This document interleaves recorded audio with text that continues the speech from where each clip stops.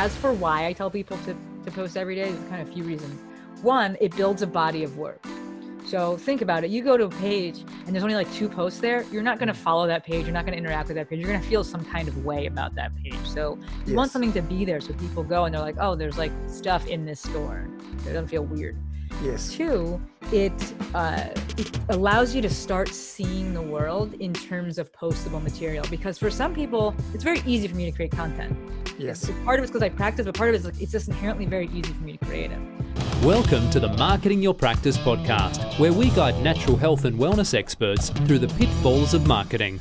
Each episode, you'll learn simple, effective, easily actionable, and heart-centered marketing strategies. And here's your host, Angus Pyke. Good morning, good afternoon, and good evening, friends. Welcome to the Marketing Your Practice podcast. Today, I'm joined by Dr. Shanté Cofield, now aka the Movement Maestro.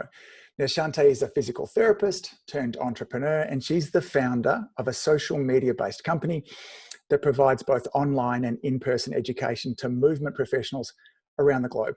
Now, Shanté is a proud instructor for Rock Tape. She drives, very envious of this, a hyper green Jeep Wrangler. Now, she's currently also my favorite Instagram account to stalk. Now, at the end of her bio, she has a fabulous message that says this: be fearless in the pursuit of what sets your soul on fire. So Shanté, firstly, welcome to the show. And secondly, let's start with this. What sets your soul on fire? So firstly, thank you for having me. This is awesome. I love doing this stuff and love talking to people that speak my language. So thank you. This is awesome. Thank you. And I would say what sets my soul on fire is watching people live out, create, and then live out their best life. It's something that not everyone gets to do. Not everyone has the courage to do. Not everyone is doing. I wasn't doing for a long time. And so now when I see others doing that, it reminds me, like, this is why I do what I do. Why did you choose to become a PT? What was the journey to that? Yeah, so that was a bit of, like almost like a diagnosis of exclusion. I tore my ACL, the typical story, tore my ACL, unhappy triad when I was 15. And that was my first exposure to physical therapy. I had always wanted to be a doctor. I thought I wanted to be a surgeon, honestly, like an orthopedic surgeon. And my plan, like, I was very big in soccer. I still went on to play Division I soccer, but my goal was to like go to UNC, play soccer, like play at a very high level. And after I tore my ACL, I was like, maybe we're going to change that a little bit. I don't know about this. So kind of pivoted, still wanting to do the whole med school thing. I went to undergrad at Georgetown. I was pre-med. I finished everything. And then came time to take the MCATs. And I was like, I don't know if I want to do this. And my advisor was just like, how about physical therapy? And I was like, okay. That was like literally the discussion. And I was like, right. I have all the credits already. Like, okay. I applied, I got in, and I ended up in physical therapy as a physical therapy school. I hated it. I hated being in physical therapy being a physical therapist when I started. And I was really like, did I make the wrong choice here? Quite disenchanted by the model. But that, ties into my why with things. Like, I was like, this is not my best life. I'm super unhappy with this, but what do I have to do to create it? And that's really led me to where I'm at now. Yeah. And so how long ago was that you graduated as a physical therapist? 2010. Yeah, so nice. 10 years ago. And I did the grind for like 5 years and was like, this is not for me. I need to figure out something else. What did you not like about it? What were the kind of deal breakers, the non-buenos? So I love the accent. It makes me so happy. That was probably the worst. Yes. An Aussie boy doing the worst. Yeah, totally. Yes. It's so funny because I don't normally get nervous about these. And if you're watching on the video, I'm now bright red. I can see it. So I was, so good. I'm a fan. I came across your content in the funniest way. My wife, my gorgeous wife, Lauren, who I freaking adore, is obsessed with cats. We're obsessed with animals. And I'm guessing one of your Instagram posts had your cat in it, and you probably had a hashtag in there that was something catty that ended up in her feed. we're watching it. Then we jumped onto another one. And now the two of us are the biggest fans of yours. And so we literally have been geeking out watching your content over the last 3 weeks. It's And Lauren Rupert. said, you should get her on the show. And hence me being a little bit. And then I just did a really bad Spanish kind of accent. Listen, there, I loved it. I'm here for that accent. That was great. I'm here for all of it. So the no buenos were that whole idea of, was I really helping people? Was I helping them to get back to their best life? Or were they getting better because they had been in the clinic for 6 weeks, 8 weeks, whatever, not doing the thing that they love? Was I really able to, and maybe it's self-centered, whatever, but was I really able to have an impact on this person and affect change? Or like, would they have gotten better regardless? Like, it just didn't seem like, with all the schooling and all the debt that I had accrued, that this is what I gotta do. And see so many people a day. Like, I know for certain that last patient, because I used to work 10-hour days. There's my schedule. I have 10-hour days. Sometimes I would see 24 people. I know that 24th person is not getting the same level that that first person was. And I know that first person is not getting the best of me. I already know. So I was so disenchanted with that model and the grind, and just like, there's so much good. Like, it's so interesting when you look on social media and you talk to other PTs, you almost forget, like, it's one of the best jobs in the world, but you forget because you're so inundated by the negative and you're so worn down, and like the mill just grinds you up and spits you out. You forget, like, we get to interact with awesome people, help them get back to doing what they love.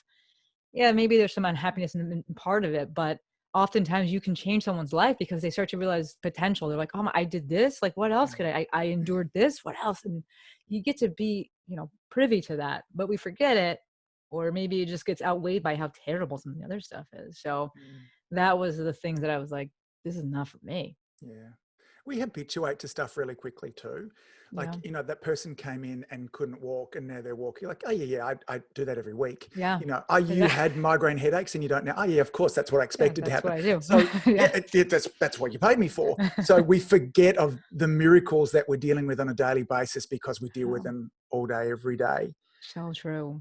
Tell me about the transition into the digital world, because we're going to dive deep into Instagram. I love your account. It's entertaining, it's educational. I think that brilliant marketing is invisible, and yours is invisible. It doesn't look like marketing. It's so social. How did that transition happen for you into kind of practice to this kind of online world? Yeah. So I was about 4 or 5 years out. So probably 4 years out, because my first post was September 24th, 2014. So 4 years out. And I was doing CrossFit, had just gotten into CrossFit, and I'm the type of person that when I do something, I go all in. So that's why my TikTok videos, I'm like, I'm doing 1 million of them now, because I go deep with things. So I was all in with CrossFit and I wanted to learn more. I was just like, how come I can't do that, but that person can do it? Like, what's out there? And that led me to Instagram. At the time, Kelly Starrett was really big. Tim Szymanski, aka Waddock, was really big. And I was just like, I could make a video like this. Like, as I got more into it, I was like, I can help people too. I can spread this message. I was so disenchanted with my own career and was just like, I didn't have any plans for what, the Maestro became. Actually, it started off as the Movement Mechanic, and then I changed it. I didn't have any plans for it. I was just like, I have ideas and I see other people doing this, and I want to connect with people. I want to put my own ideas out there. And that's all I did. I used it to connect with people. I realized, like, you can connect people around the world. So put stuff out there with not expecting anything in return. Eventually I had people reach out to me just being like, hey, could you, like, I have this issue, like, could you help me out? And I was like, okay, I'll figure it out. Like, we could do something. And that, that's what a digital business was born. And then from there, it really, for me, became a matter of crossing off the things on the list of stuff I didn't want and I didn't like. I still don't know 100%, I'm getting closer, like, oh, I really like doing this thing.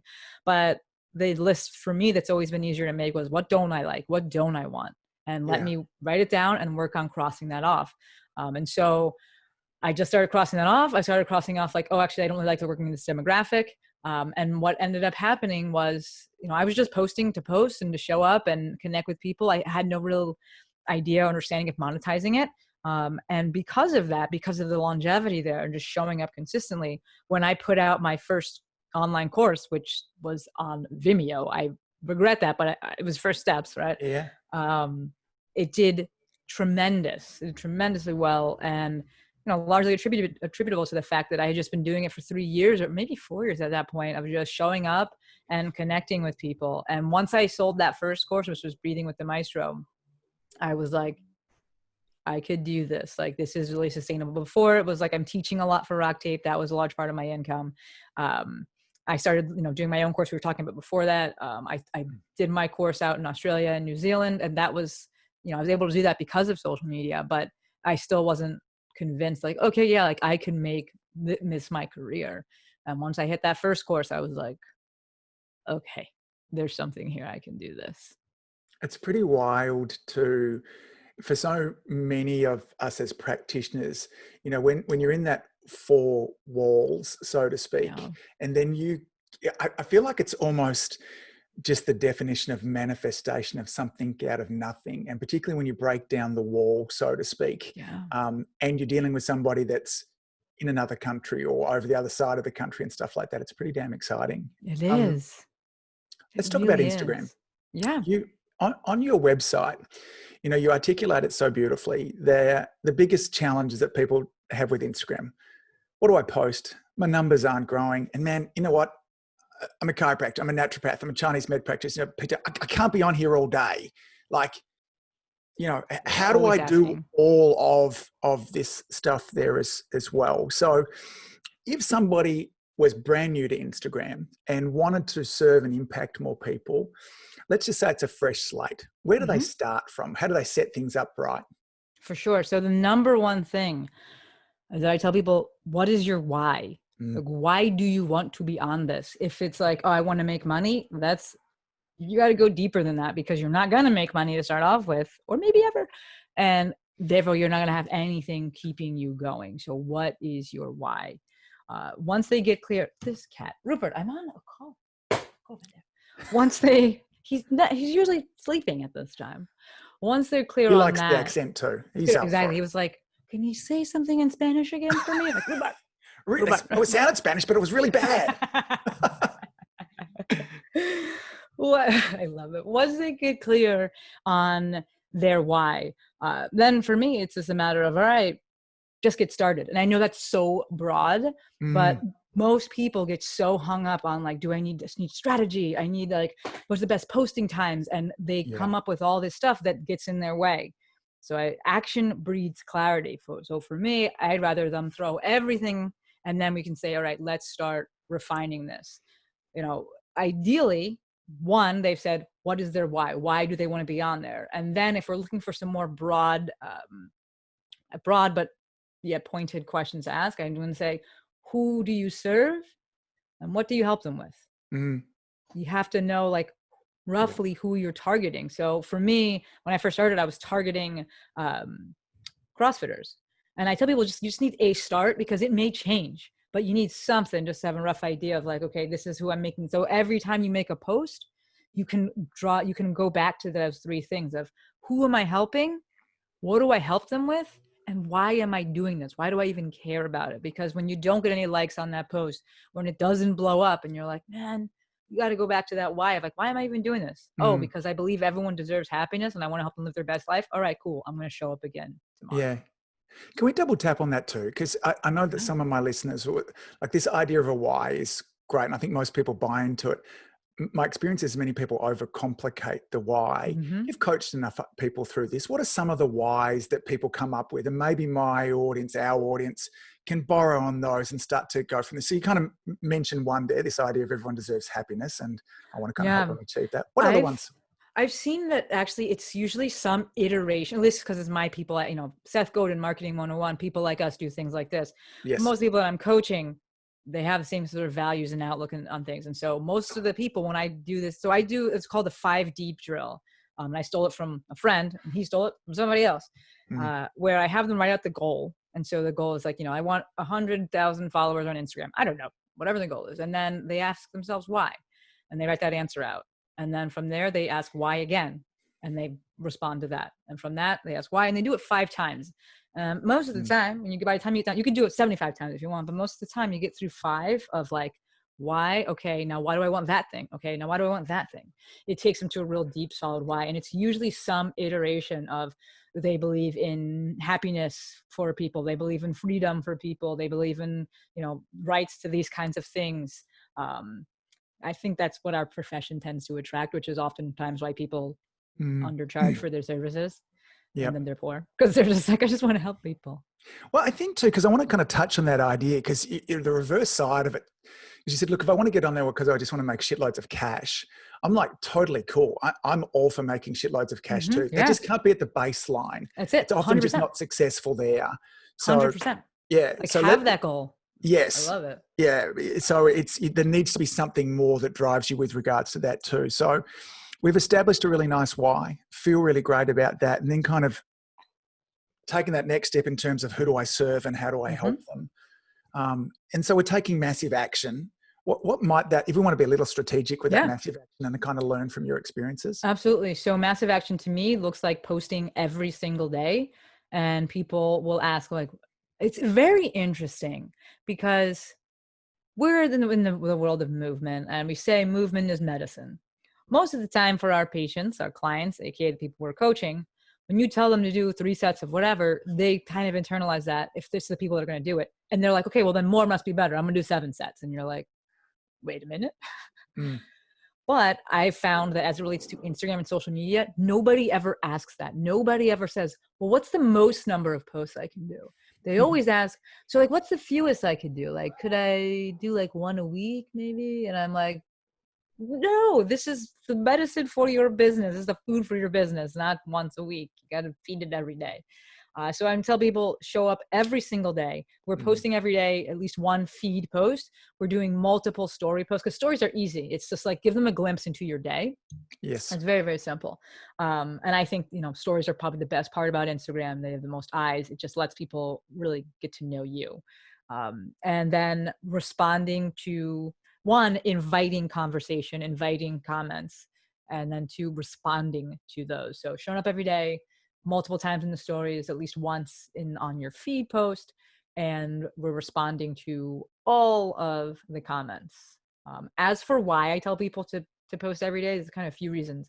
1, it builds a body of work.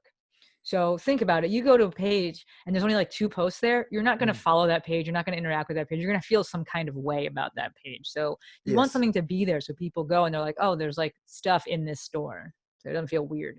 Yes. 2, it allows you to start seeing the world in terms of postable material, because for some people, it's very easy for me to create content.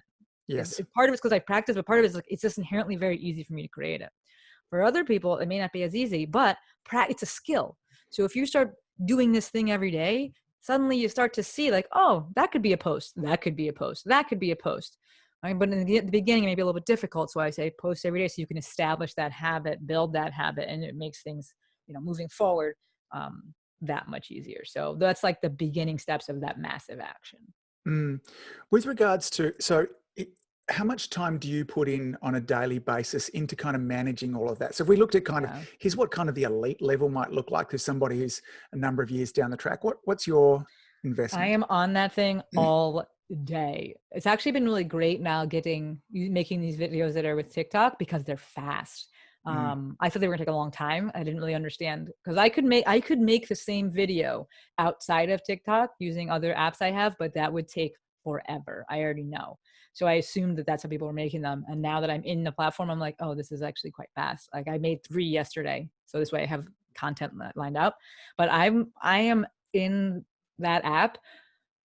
I don't know, a full-time job. I think if I look at my little usage thing on here, it says I have my phone on for like 11 hours a day. So I'm probably in there 7-8 hours.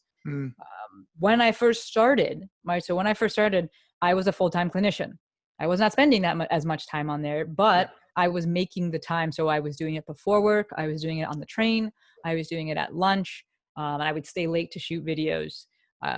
It was a little nicer because I'm not going to lie, it was easier when I started. It was 5 years ago. Like Instagram was different. The video quality was expected was different. You could only shoot up to 15 seconds. They didn't have minute-long things. You didn't have to put closed captioning on things. It was easier Yes. to create, but I was just making the time doing it before, during lunch and after. But now it's probably, I'm on there in terms of responding to comments and everything 7 hours a day. It's a full-time job. This is my job. Yes. And I think it's kind of an important distinction that I don't think that you're suggesting that the average PT, No. my wife, who Yeah. is full-time in practice, she spends an hour a week planning out all her posts. Mhm. She uses a post scheduler because she gets more done that way too.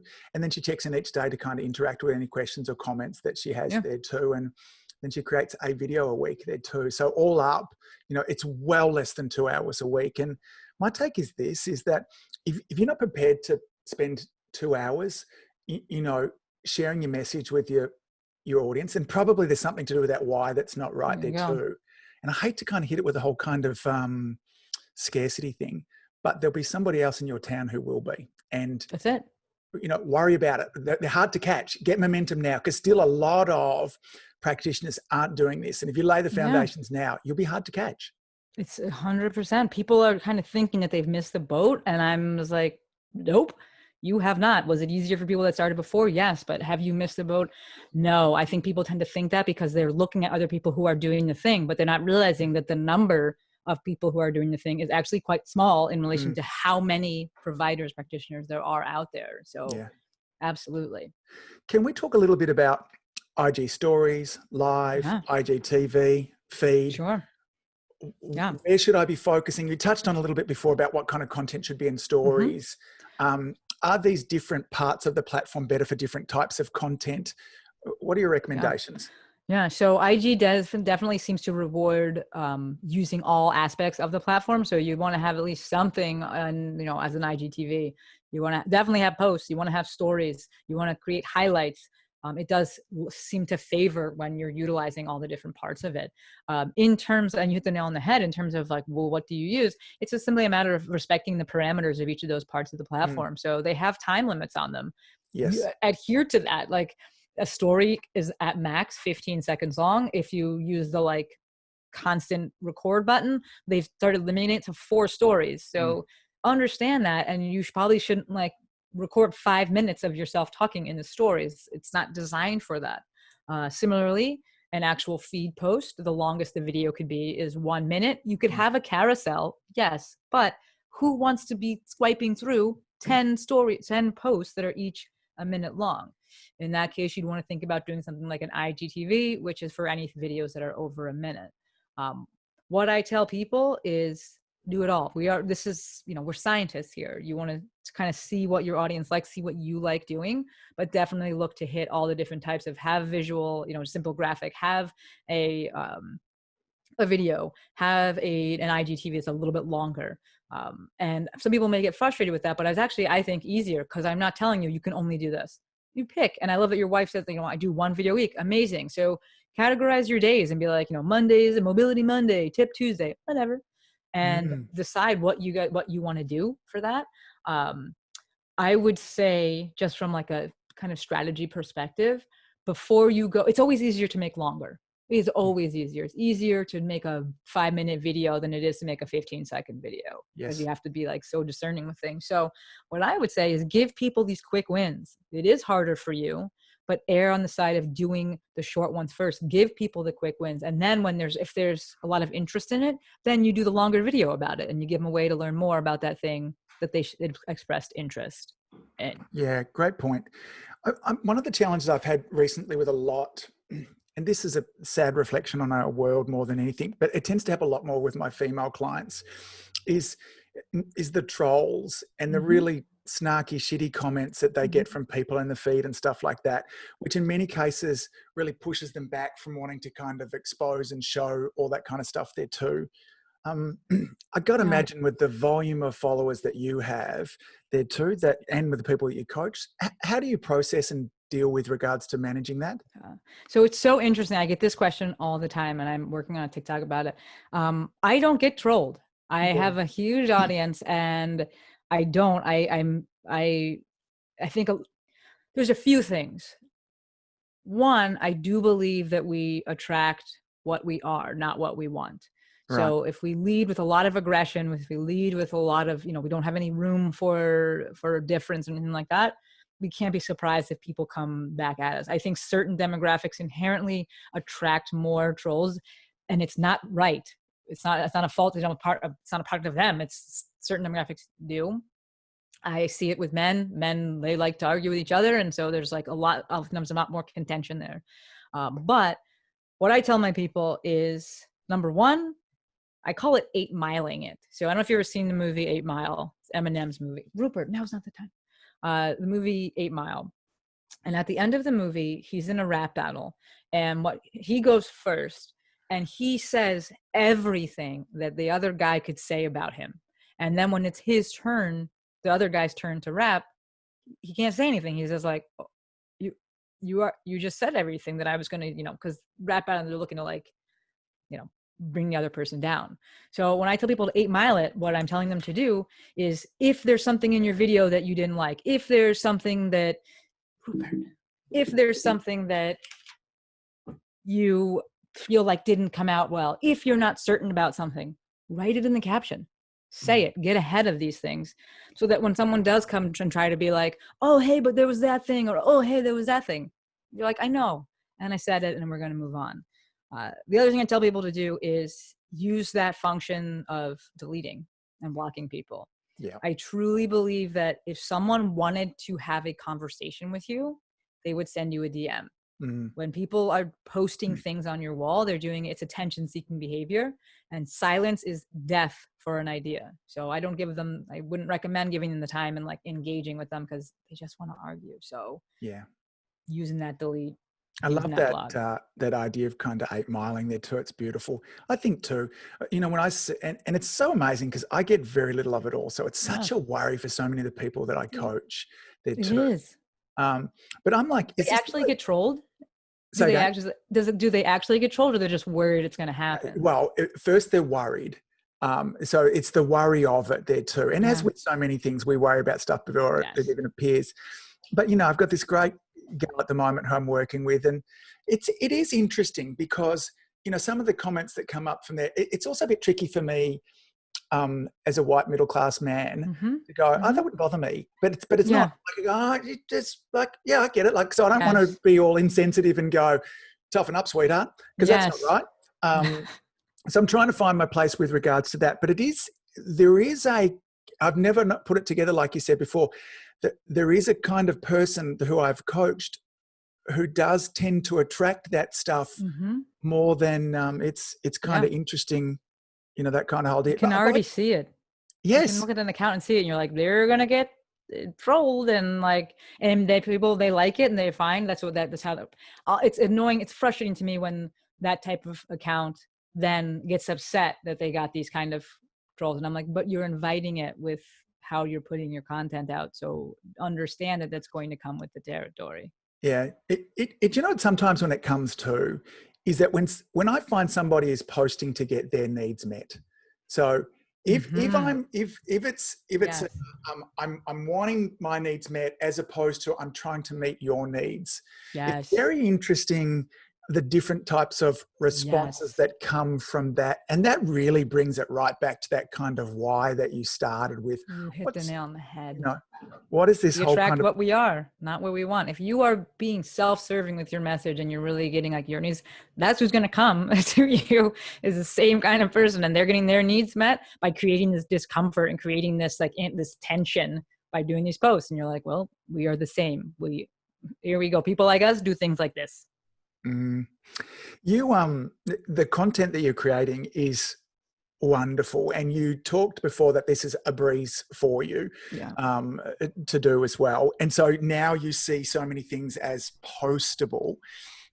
Are there ways that when you're teaching somebody to start to see those things, to have that lens, are there how can somebody help other than, I get that there's just time in the saddle that they need to get there too, but are there frameworks that they can use to help find this stuff? So a few things. Number one, before they even go anywhere, and I had people do it today actually as part of the post, I was like, write down the top 7 questions that you get asked. And if you don't get asked that much, then write down the 1 or 2 or 3 questions you get asked and the different iterations of them that you get asked. That is postable material. Those are Businesses are built on solution to problems. Those questions you're getting are problems. Solve those problems. That's what we're doing with our posts.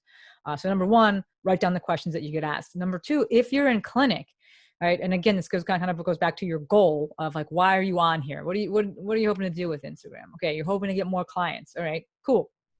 So that means your best research are the people that you currently have and you currently like. So I tell people, get a whiteboard I believe I have a huge one in my office right now. I believe that everyone should have a whiteboard, and I tell them when you're with your patients, write things out for them. Explain to them using the diagrams on this whiteboard. Explain to them what you're doing, especially in your evals, using this whiteboard. And then the stuff that's on there becomes posts because it's the questions that other people have. Throughout the day, have maybe you don't have your phone with you, but have something that you can write down the questions that your patients and clients are currently asking you. And you use the exact language that they're using, steal their language, and they become posts. So if people are in clinic, it's actually, or they're currently treating, whether they're doing it remotely or whatever, it's actually the best because they're getting content all day long, all day long. Yeah. I wonder too, by the time that we've been through multiple years of university, been kind of looking after patients, most of the practitioners have such a level of health genius that we think to teach something, we've got to give them the whole kind of encyclopedia. It's not even a book. It's like a page out of there. And so what is so basic for us can revolutionary for, our exactly audience.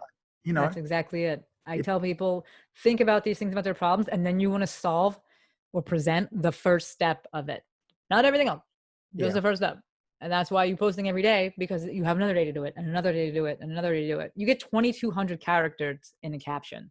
It's a lot. It's a lot. You don't need to go more than that. If you feel like you need to, do another post. Don't go into the first comment or anything like that. That's so many characters. Just teach that first part. And like you said, the more simplistic, simplified, the better, because we are dealing with people that they just don't have the same movement literacy as us, because it's not their expertise. They're not dumb. It's just not their expertise. Yeah. Shanté, do you have thoughts in around things like Instagram names, accounts, bios, those kind of things? How do we optimize that? Yeah. So I like when people, let me back it up. If people are getting stuck with a name, I tell them, just pick your name and get started. Just write down whatever your name is, PT, and get started. I don't like people letting these like false barriers stop them. I do think that having a kind of a moniker, if you will, if you have a thing that you are the best at, I like the idea of coining that and being like the thumb guy. I know it sounds crazy. Some people are like, oh, that's not professional. Your people want to know that you can solve their problem. And it's very different. Again, this goes back to why are you on Instagram? It's very different to market to people on Instagram and to the digital space as opposed to marketing to brick and mortar, because with brick and mortar, you're limited to who can come through your door. So it's tough to be the thumb guy if you have 2,000 people who live in your town. Like, yes, that's 4,000 thumbs unless something happened. But how many people are going to have a thumb problem? When you go into the digital space, suddenly you've opened up that number, tremendously. And so the more niched you can be, the better. So if you are the thumb guy, like anyone who has a thumb issue, they come into you. It also makes it easier for what you should be posting. So as it relates to name, just get started. If you have a niche though, coin something in that. It makes it easier for people to remember. Your bio, they are annoying with it. They keep changing the lines and such that can be shown, but it kind of seems like it's down to 3 lines of text that can be shown. In your bio, you want to say, it's not about you. People forget that. They think it's about me. It's not about me. It's about the audience. You want to say, who do you serve and what do you do for them? In whatever way you like to say that, put your spin on it. If you can add a call to action in that, and then just like indicate, hey, check out the link in the bio, even better. But you're keeping it really short, and it's like, who do you serve? What do you help them with? I see too many people like listing all their accolades and their whatever that they've gotten, diplomas and such. Your clients aren't looking for that. They want to know, can you help me with my back pain? Do you understand my back pain? Do you care about the fact that I have back pain? Put that in your bio, and then that call to action. Beautiful advice. It would appear that you're in the way that you approach things, going all in, that you're diving boots and all into TikTok. How's your experience been with that? What has it done for your brand? What has it done for you personally? So I am still not sold on TikTok in and of itself and like trying to grow an audience there. I'm not convinced that I hate calling them followers. I'm not convinced that a follower on TikTok has the same value as a follower on Instagram. Um, in terms of like you said it before, we like nice things. You want to make money. Like I want to make a lot of money. I'm not convinced about the ability to monetize that and convert those eyes into paying customers, but I'm using it because it creates great content for Instagram. So I've always felt with social media, people want three things. They want to be entertained, inspired, and educated in that order. Oftentimes, people flip that on Instagram and they really lead with education so much. Nothing wrong with that, but we have to entertain people in some way, shape, or form. And that entertainment's going to look different, right? I tell everyone all the time, like, you don't have to be me. Don't be me. Be you. Because what you find entertaining is different than what I find entertaining. So be you. But we have to remember that people want to be entertained. They want to be inspired, they want to be educated. And typically that inspiration does not come from oration. It's not about like, I told you a million times in a row to do this thing. It's that they're seeing you do that thing. So when I see clinics out there and I'm like, where are your customers? Where are your patients? Get the waivers, get them signed, whatever, and show people themselves, inspire them with the action that your current clients are taking, as opposed to like, here's a really cool motivational quote. Like that's like, all right. But people will be exponentially more inspired by seeing the thing. So looking at those three things, and TikTok allows for it. It's hugely entertaining. It's quick. It's really punchy. So you keep their attention. And then if you figure out how to make it educational, which is what took me so long to use it, I was like, how do I make this educational though? Yes.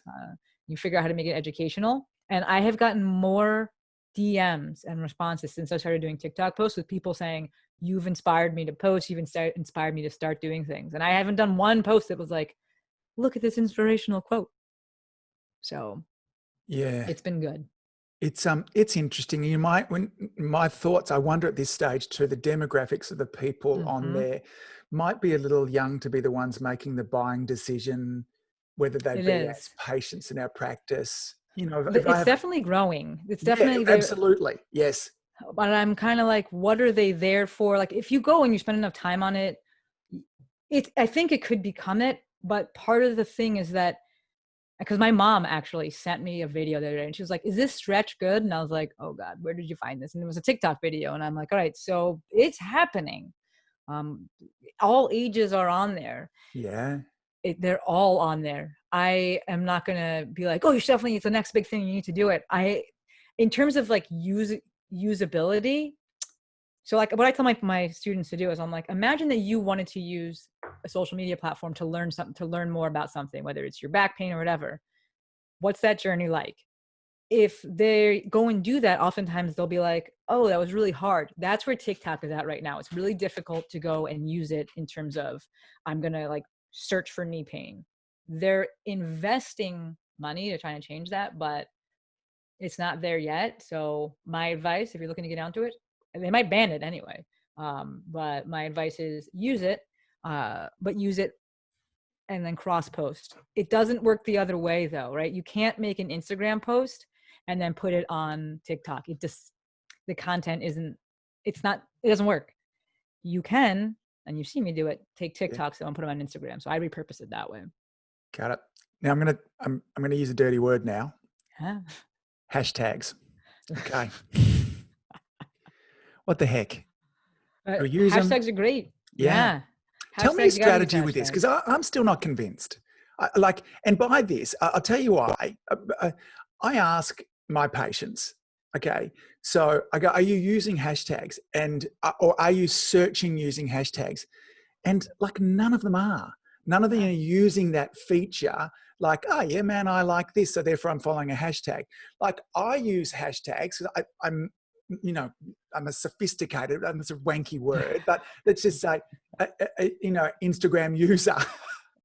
But I understand the platform. But when I go to my community which is Yeah. maybe it might be different when yours are, people in there too, but give me your take on it. Convince me. Yeah, I think I love that. I think it's hugely going to matter who you are looking to target. For me, because I don't want that local population. I don't care about that. I have to use hashtags, or at least I had to. I don't use them anymore. I had to use hashtags because it will put you in front of. I wanted that general audience. Like, I wanted to try and find as many as possible. So there was a greater likelihood that people I'm looking to help are actually using them. I would say it's helpful in terms of your spread, your reach. But for people that if you're like, yeah, you know what, I'm not finding this to be that beneficial, then what I would say for you to do is to categorize your post. Use it to categorize your post then. If you're not, bought into it and you're like, these things don't work, I hate them, I'm never here to convince anyone otherwise. Yes. But I would use them, this is what I used them for before, is to categorize your posts. Because you can't search, I have like 3,500 posts. Can't search them. But I have a hashtag associated with them. And so what I've created is every post has a hashtag based on the body part. So it would be maestrify your knee, maestrify your back, maestrify your ankle, whatever. Right. And someone reaches out and they're like, do you have anything for like ankles? And I'll be like, check out hashtag maestrify your ankle. Ah, stunning. So that's what I would say for people that are like, I don't want to use them. I'm like, all right, cool. Use them internally then so that you can help out the people that already see you and find you and know you. Yeah. Shanté, I love that. If my audience wants to find out a little more, can you share your socials and perhaps tell us a little bit about the trainings that you have and how, if someone wanted to kind of work with you, how they might be able to do that? Sure thing. So everything's on Instagram, my favorite platform. Just check me out at the Movement Maestro. Maestro is Maestro. And everything is there. The link in the bio has the ability for you to check out everything else that I offer. I have an online self-paced Instagram course called Instagram with the Maestro. So it's all things Instagram. You check that out. And if you're like, I am the independent type, then that's the path to go. I run a 6-week course called Instagramming with the Maestro for those that want a little bit more of a hive mentality. They want a little bit more direct feedback. I strategically price both of those things the same. So it's not like, it's whatever you prefer, whatever style you like learning. I think that the group one is better personally. And then I do one-on-one coaching for those people that are interested, but my favorite is definitely the Instagram intensive. It's nice to have groups. And I'll be doing another one. The 5th round will be starting sometime in August. So you just hit me up on Instagram, slide into DMs. I respond to every single DM and we can chat there. Yeah, you really do. And quickly too, when I reached out to you, you were back in me in a heartbeat. And obviously that's, even with our kind of time difference and stuff like that too. So, hey, Shanté, I just wanted to say thank you. I love what you're doing. I really, really love it. You've got that kind of entertained, inspired and educated thing. You're a living example of that. As soon as you mentioned that and my brain replaying of all the things that you're doing, that's exactly what you do. It's such a lovely mix of all of that. And, I know at times I really muck that up there as well. I can't wait to continue to watch what you do and learn from what you do as well. So thanks for being so damn ace. I appreciate you a lot. Thank you. Thank you for everything, inviting me on, what you're doing, leading people, and especially for your accent. So thank you. I'm here for it. The Aussie or the Spanish one there? The Spanish one. Shanté, thanks again. Look forward to seeing you real soon. Take care. Thank you. Yeah. If you enjoyed listening to this podcast, you have to come and check out the Community Influencer Program. It's my monthly coaching program where we take all this material and I'll work one-on-one with you to apply, implement, systematize, and help guide you and your practice to the next level. Now you can join me on over at addiomedia.com/join. That's addiomedia.com/join. I'd love to see you in there.